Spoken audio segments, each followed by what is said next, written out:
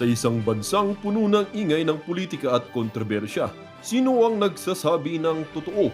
Sino ang nasa panig ng bayan? Welcome to Bayang Pinas, ang news channel na hindi takot maglatag ng katotohanan.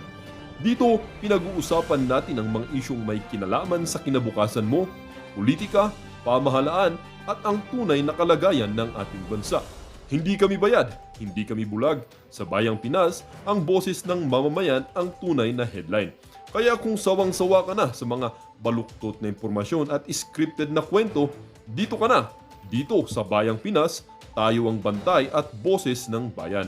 Kung gusto mong manatiling mulat at informed, don't forget to like, share, and most importantly, subscribe dahil sa panahon ngayon, ang kaalaman ay kapangyarihan. Ito ang Bayang Pinas, balitang totoo, pusong makabayan para sa sambayanang Pilipino. Tara na't alamin ang tunay na balita.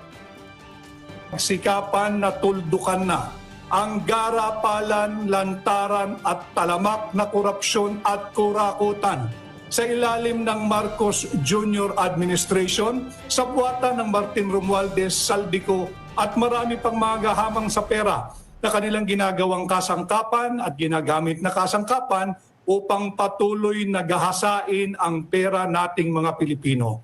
Trilyon-trilyon na, Henry, ang inuubos. Kayo dyan sa inyong istasyon, hindi nyo pa nahihipo yung inyong sahod. Tuwing kinsenas at katapusan, bawas na yung inyong buwis. Napakasakit, hindi ba? Nagtatrabaho tayo pare-pareho ng marangal, ninanakaw lang ang pera ng mga Pilipino. Yun. Panahon na iparinig natin sa pamahalaan, itigil na ninyo yang walang kapararakang pagnanakaw sa pera ng Pilipino. Okay. Nananawagan kami sa lahat. Please help save our country, help save the Filipino, help save the Philippines. All right. So come Saturday or even tomorrow Bukas, ay may mga tao na hong lalabas at kasi EDSA Shrine ho ang lumulutang na venue ng iba't ibang common protest na ito. So ibig sabihin nito, are we possibly partner, yung people power ba posible naman ng mangyari? Pang ilan na bang people power EDSA ito? Kung sa wag nating mamaliitin ang kapangyarihan ito eh. Pero posibleng pang ilan na ba ito? At pahantong ba talaga ho ito sa people power sa tingin ninyo, Atty. Vic? Basta titingnan mo lang, Henry, yung kaganapan sa labas ng ating bansa. In the past few days, in 3 consecutive, nag-collapse yung gobyerno ng Japan, ng Nepal at ng France. Nagbitiw yung kanilang mga gobyerno at dahil ito, bumigay sila sa presyo nung nag-posisyon na ang mamamayan nila na ayaw na sa korupsyon. Hirap na hirap ng Pilipino. At tama na itong mga lukuhan na paulit-ulit na lang may investigation pero yung dapat managot, hindi nananagot. This is far bigger than the Janet Napoles scam. Kung dati ay we're all aghasted, Henry, by the 10 billion peso amount nung panahon nung PDAF scam na yan, ang primary bidder yan ay si Binibining Janet Napoles. This is 100 times or probably 300 times bigger than the 10 billion PDAF scam. So dapat tayong magsama-sama, ulitin ko, para sa ating mga kabataan at darating pangsaling lahi, magtulong-tulong po tayo. Help save our country while there is still time. Help save our fellow Filipinos, lubog na sa kahirapan, lubog pa sa baha. Help save the Philippines. And attorney, I would just like to also ask for your opinion din and opinion din po ng inyong grupo ang maisog po regarding po yung mga ongoing hearings po ng ating mga mambabatas regarding the ghost flood control projects, yung mga humarap na po na mga district engineers po, yung mga statements nila. Ano pong assessment nyo dito? Sa inyo po bang palagay, meron pong kahihinatnan ito? Meron po bang makukulong? Meron po bang mananagot? Ano po din ang inyong mga suggestions patungkol po dito? Yung suggestion ko, alam mo, hindi suggestion ng matalino. Common sense lang ito, Karen. Yung sinasabi ng mamamayang Pilipino, ibalik ninyo si dating kalihim Manny Bunuan. Ipatawag ninyo yung dating Undersecretary Robert Bernardo. Ipatawag ninyo yung lumalabas sa pangalan na Pahati Construction. At isagutin lamang ng Senado. Just give us one good reason, ang mamamayang Pilipino. Give us one good reason kung bakit kinakailangan palitan ang chairman ng Blue Ribbon Committee kung talagang totoong investigasyon at pananagutan ang gusto nating gawin. Just one good reason.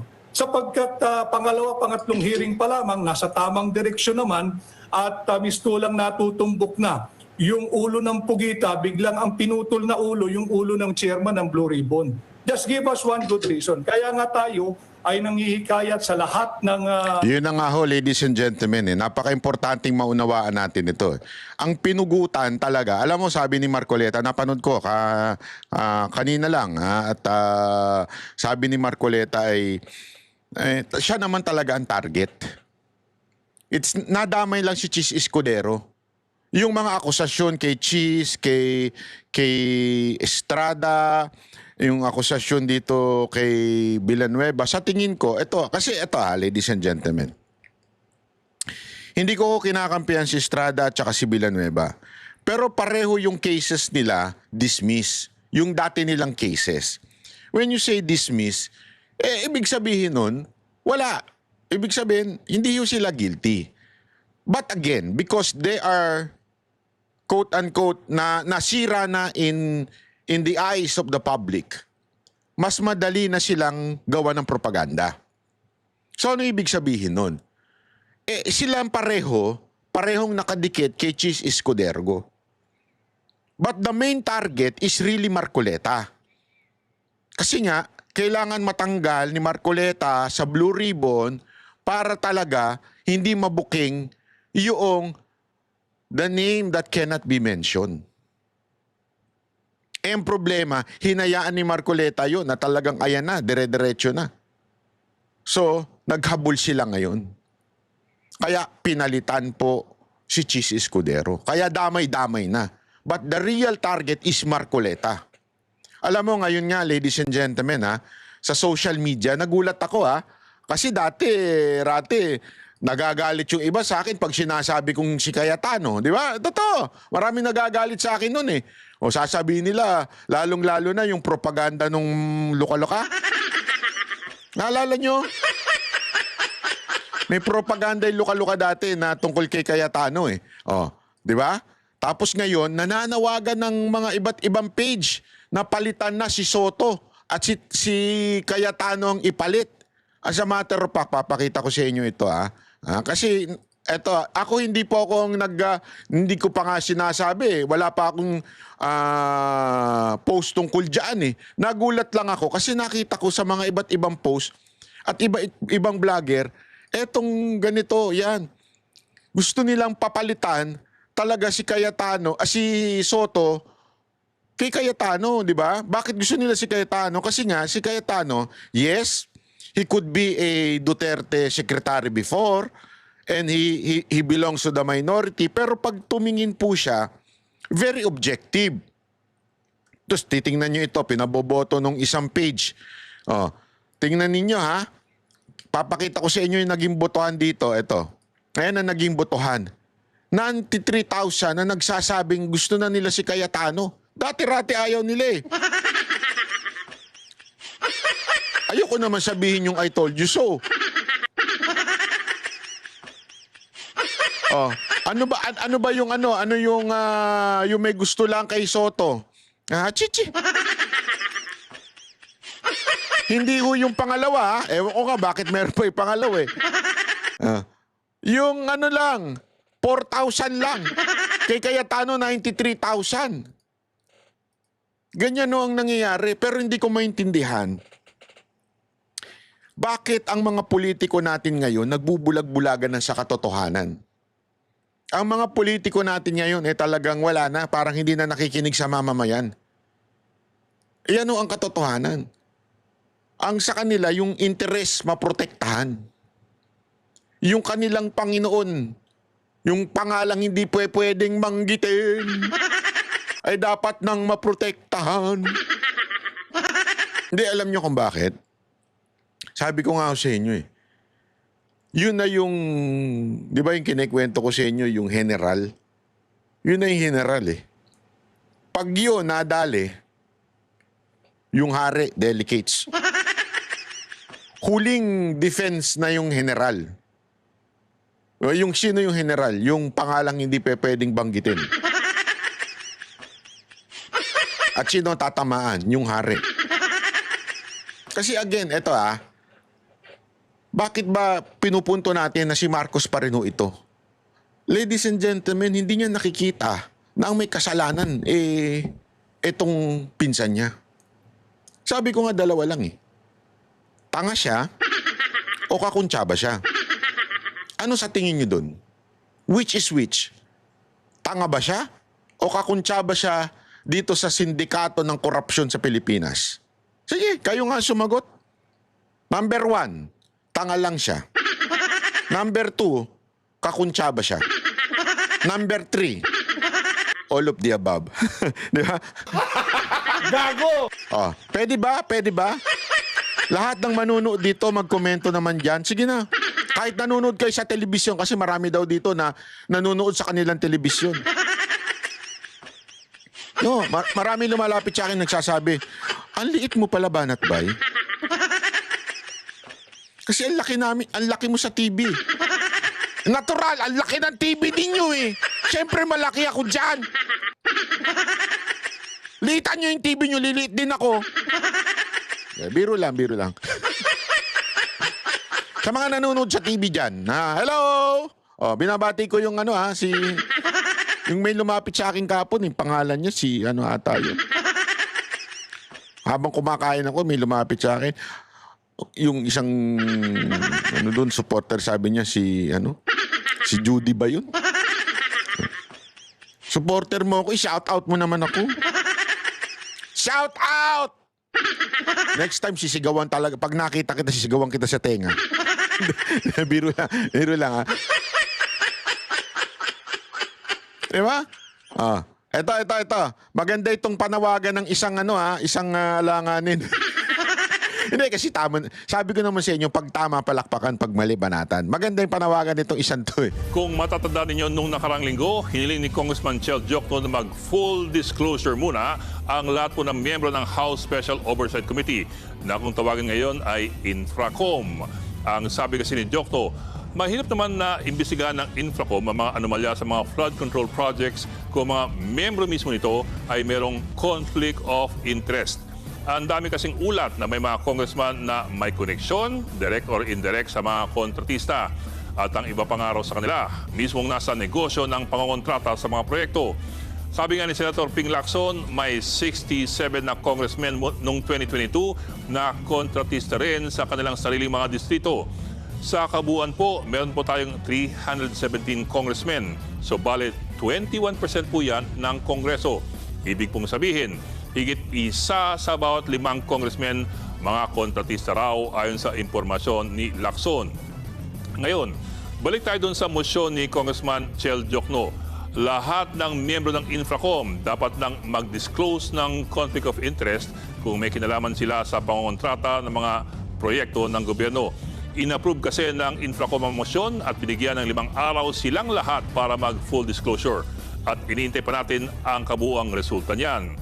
Pero kung pagbabanggain mo po ang sinaliksik ng PCIJ at ang mismong lista ng mga miyembro ng Infracom sa Congress website, ngayon pa lamang, meron po mga pangalan na medyo obvious. Halimbawa, ang House Infracom, binubuo po ng 3 House Committees, ang Public Accounts, Good Governance at ang House Public Works Committee. Ang House Public Works Committee naman, meron pong 20 Vice Chairman.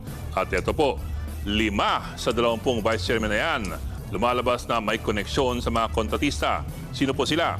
Si Vice Chairman Ferdinand Beltran, manager din ng Third Star Builders. Ang pamilya ni Vice Chairman Munir Arbizon, konektado naman sa Nirain Construction. Si Vice Chairman Carlos Loria, presidente po ng Macapa Construction. Pamilya ni Vice Chairperson Augustina Pancho, may-ari ng CM Pancho. Ang pamilya naman ni Vice Chairperson Alisa Gonzales, may-ari ng AD Gonzales Construction. ito pa lang po ay mga vice chairman ng isang subcommittee ng Infracom. Hindi pa natin nasisilip yung ibang opisyal ng ibang subcommittees at ang kanilang mga miyembro. Ang tanong ngayon, una, ano kaya ang kanilang Nakikita ninyo, ladies and gentlemen, di ba, mga kontraktor? Tapos isisisi nyo sa Senate, mga putang ina nyo. Sasabihin ninyo, malinis kayo.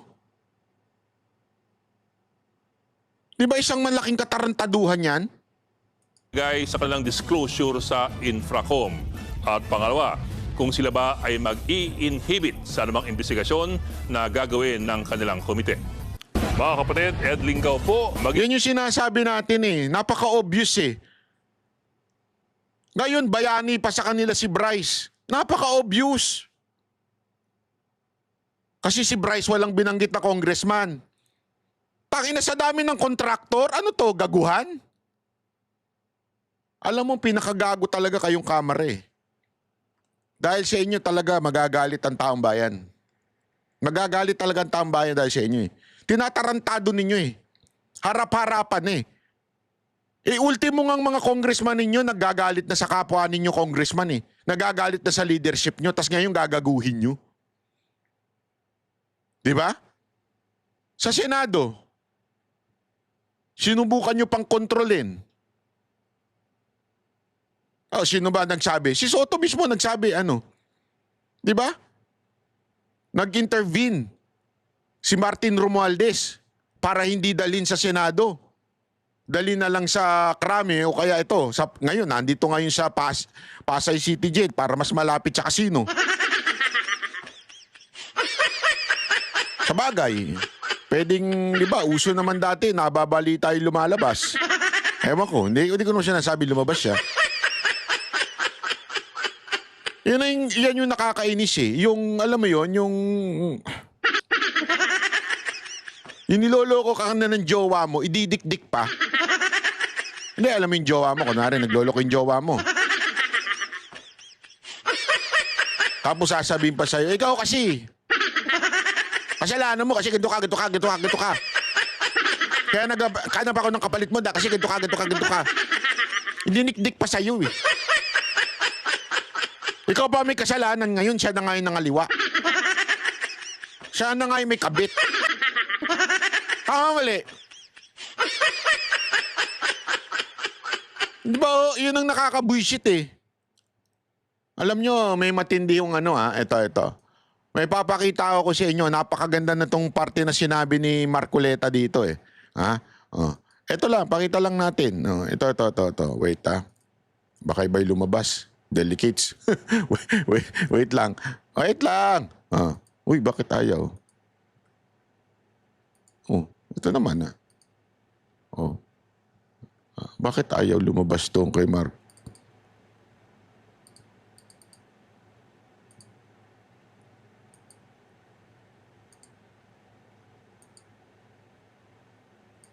Ayan, sus! Kinabahan ako doon, baka ibang window ang lumabas dito. Ayop. Pakinggan natin.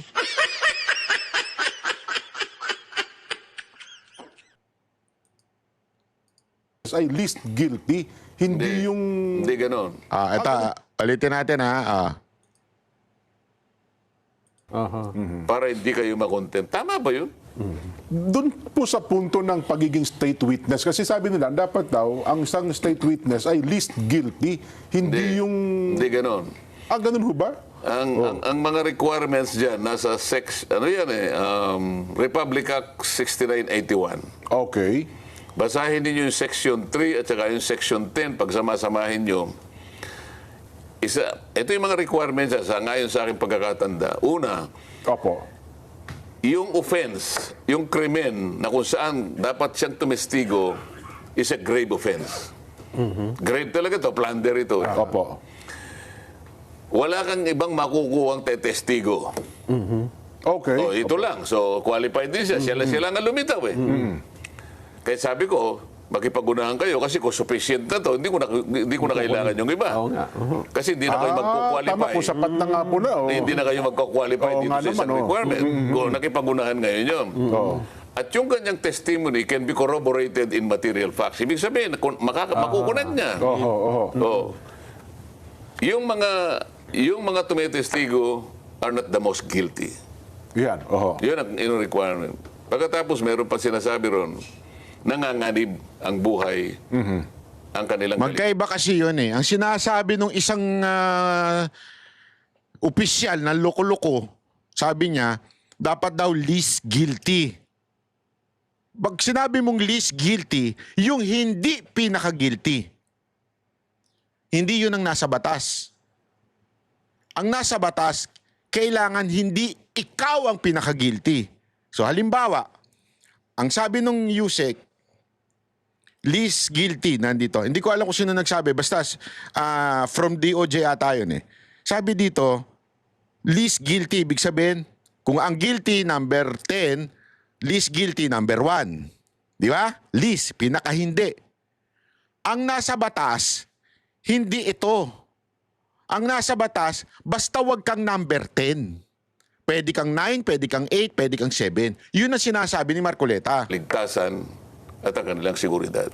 So lahat ng mga yun, kung titingnan mo, babagsak lahat sa kanila. Tama-tama. Pero yung sinabing, magbayad ka muna, hindi kasali doon. Sa pa yan.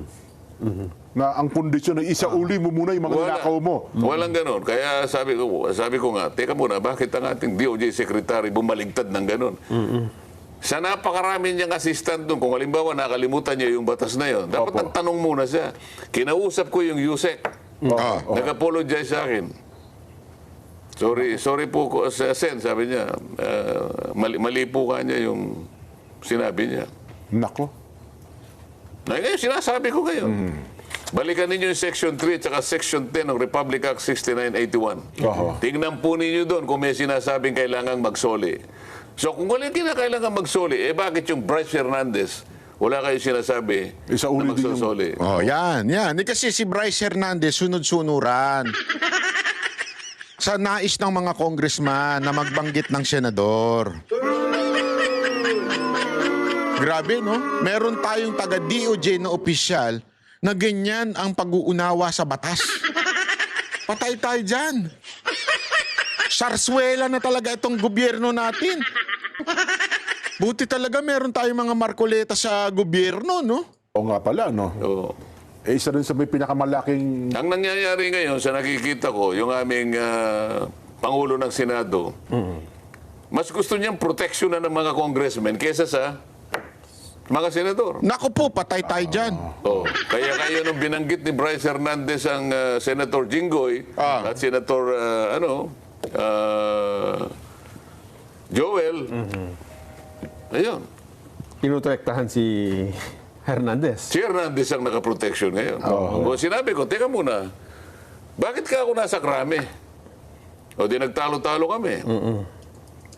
Ay siguro, alam nila, hindi nila mapangangatwiranan. Bumaba siya.